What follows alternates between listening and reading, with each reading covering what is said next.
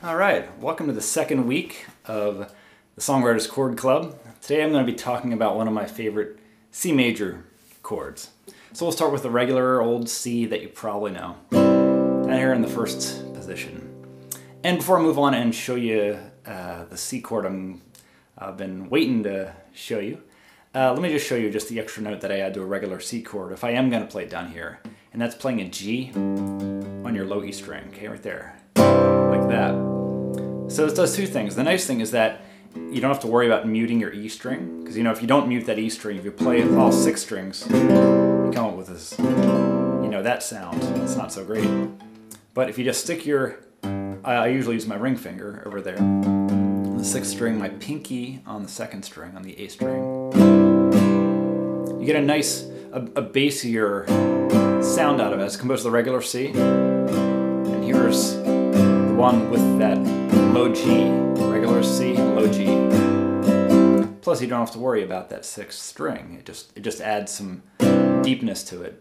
So anyway, if you are going to play a regular C down there, I recommend that one. So now the chord I've been wanting to show you, it's C up here. It's a nice high bright chord compared to this one down here. And with this chord, I'm going to introduce you to something really important, which is string muting. Many of the chords that I use and love all the time are really dependent on string muting. And what that is that here you've got your note there, the C, you've got your E right there, and you've got on your 3rd string, that's all you get, like that. And then the rest of the chord, so 1, 2, 5, 6, like that. So what I'm doing on that string, the D string, or the 3rd string down, I'm just, I'm using my index finger on the 2nd string down. I'm just leaning over a little bit, just bending it over so it touches the D string. It touches the 3rd string down, and just stops it from playing. And it sounds funny when you play it by itself, but when you strum it, you don't hear it.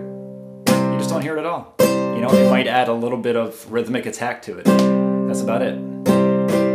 It's a nice bright chord. It really stands out from the regular C. I think it's very, very useful. Once you've got that down, you have an F, a nice F really close by.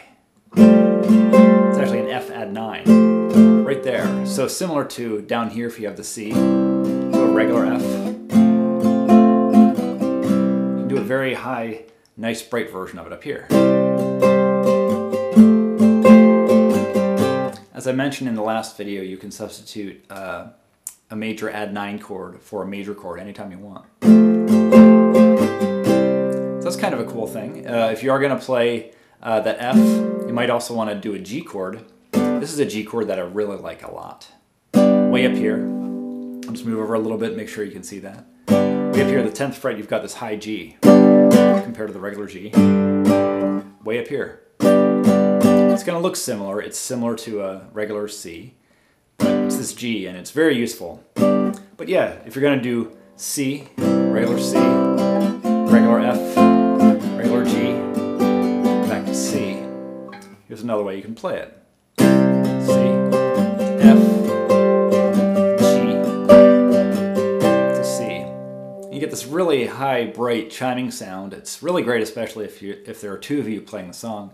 You're both playing guitars. One of you can be playing this. So it's pretty cool. Another progression you might find would be C to A minor to E minor to C. Just a progression I've heard. You can do that up here too. You got the C, then this A minor, and then the E minor, pretty close by. Yeah, so it's just another example of a chord progression that's it's pretty nice. It's pretty nice.